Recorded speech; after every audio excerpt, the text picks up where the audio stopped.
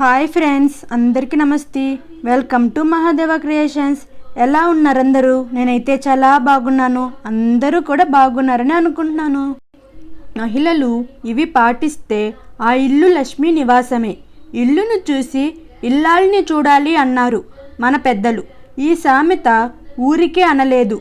ఇంటిని పరిశుభ్రంగా ఉంచే చోటే లక్ష్మీదేవి కొలువై ఉంటుంది.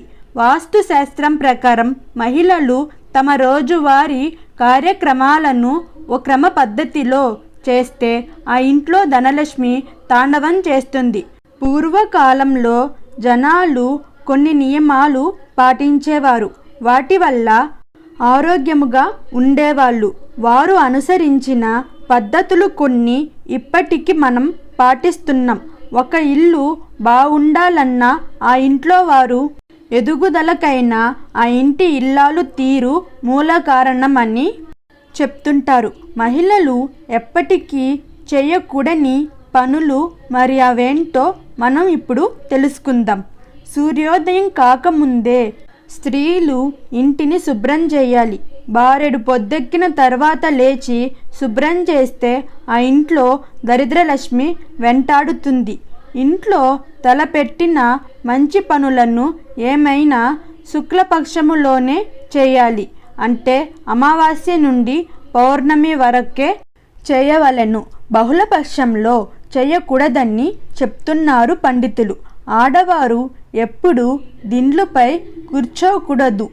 ఆడవారనే కాదు, ఇంట్లో ఎవరూ కూడా అలా దుండు మీద కూర్చోకూడదట.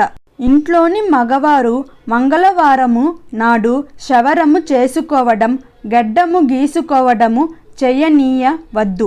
ఇలా చేస్తే దరిద్రమని చెప్తారు. కాబట్టి ఇంట్లో మగవారు ఇలా చేయకుండా చూసుకోవలసిన బాధ్యత ఇల్లాలిదే. చాలామంది రాత్రి సమయమున గాజులు కమ్మలు తీస్తుంటారు. కానీ అలా తీయరాదు. ఇంట్లో ఏదైనా బాధాకర సంఘటన జరిగినప్పుడు పలకరించవచ్చేవారిని ఎదురు వెళ్ళి ఆహ్వానించకూడదు.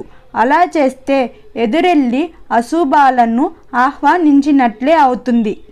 అలాగే పలకరించి వెళ్ళేవారు పోయేటప్పుడు వెళ్ళి వస్తానని చెప్పకూడదు. కొత్త బట్టలు ధరించే ముందు దానికి ఏదైనా ఒక మూల కొంత పసుపు రాయాలి. ఎందుకంటే పసుపు క్రిమినాశిని. స్త్రీలు ఎప్పుడు కూడా ఒకరు ధరించిన పూలను మరొకరు పెట్టుకోకూడదు. నలుపు రంగు వస్తువులు బట్టలు ధరించకూడదు.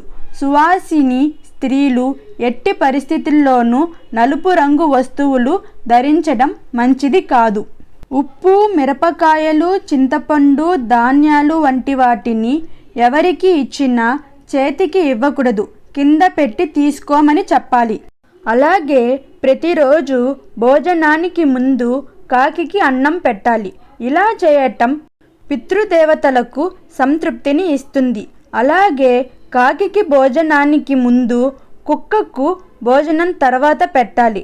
టెంకాయ చిప్ప తాంబూలంగా ఇచ్చేవాళ్ళు 3 కళ్ళు ఉండే భాగము ఉంచుకొని మిగతా భాగము ఇతరులకు ఇవ్వవలెను. స్త్రీలు ఎప్పుడు జుట్టు విరపోసుకొని ఉండకూడదు. ఇది జ్యేష్ఠాదేవి స్వరూపము. ఇది ఇంట్లో మంగళము జరుగుటకు విఘ్న కారణమవుతుంది. అలాగే శుక్రవారము నాడు కానీ, జీతము వచ్చిన వెంటనే కానీ ముందుగా ఉప్పు కొనండి. ఇలా చేయటం వలన సంపదోన్నతి కలుగుతుందని చెప్తారు. ఆడవాళ్ళు కాలిపై కాలు వేసుకొని కూర్చోవడము, కాలు ఆడిస్తూ కూర్చోవడం, వంటి కాలితో నిలవడం కానీ, ఎక్కువగా ఊగుతుండడం వంటి పనులు చేయకూడదు. ఇవి దరిద్ర హేతువులే కాక శరీరంలోని ఎముకలు బలహీనమై త్వరగా విరుగుటకు అవకాశము కలదు. ఎప్పుడైనా ఎవరికైనా ఏమైనా ఇచ్చేప్పుడు కుడి చేతితో చేయాలి. ఎడమ చేతిని ఉపయోగించకూడదు. సుమంగళి స్త్రీలు రాత్రి వేళలందు అలిగి ఆహారము తినకుండా నిద్రించకూడదు. స్త్రీలు బహిష్టు సమయమందు పూలు తలలో పెట్టుకోరాదు. ఎప్పుడైనా పూలు వాకిట్లో అమ్మడానికి వస్తే నాకు వద్దు అని చెప్పకూడదు. రేపు తీసుకుంటాను అని చెప్పాలి. ఇంట్లో శ్రద్ధా దినాలు ఉంటే శ్రద్ధము ముగిసే వరకు ముగ్గు వేయకూడదు. శ్రద్ధానంతరము ముగ్గు వేయాలి. ఇంటి ఇల్లాలి నోటి నుండి ఎప్పుడు కూడా పీడ, దరిద్రం, శని, పీనుగా, కష్టము అనే పదములను వినిపించకూడదు. ఇంటిలో దుమ్ము, ధూళి, సాలెగూళ్ళు దారిద్ర హేతువులు కాబట్టి ఇంటిని ఎప్పుడు పరిశుభ్రంగా ఉంచుకోవాలి. ఉదయం నిద్రలేచిన వెంటనే తమ నుదిటిపై బొట్టు ఉండేలా చూసుకోవాలి. మొహం కడుక్కోకుండా, పళ్ళు తోముకోకుండా వంటగది, పూజ గదిలోకి వెళ్ళకూడదు. ఉదయం నిద్ర లేవగానే మీ ముఖాన్ని అద్దంలో అస్సలు చూసుకోకూడదు. మహిళలు ఎప్పుడూ కోపం, చిరాకుతో ఉండే ఇంట్లో సంతోషమే ఉండదు. అందుకే చీటికి మాటికి చిరాకు పడకుండా సహనంతో వ్యవహరించాలి. ఇలాంటి కొన్ని చిన్న చిన్న కిటుకులు పాటిస్తే మీ ఇల్లు లక్ష్మీ నివాసంగా మారడమే కాదు, ఎల్లప్పుడూ సుఖ సంతోషాలతో వెలిగిపోతుంది. ఉదయాన్నే నిద్ర లేచాక చేయాల్సిన పనులు. ఉదయం నిద్ర లేవగానే మన భారాన్ని మోస్తున్న భూదేవికి నమస్కారం చేయాలి. మన ఇంటి ఆవరణలో ఉండే తులసి మొక్కను లేదా గోమాతను మొదటిగా చూడటం చాలా మంచిది.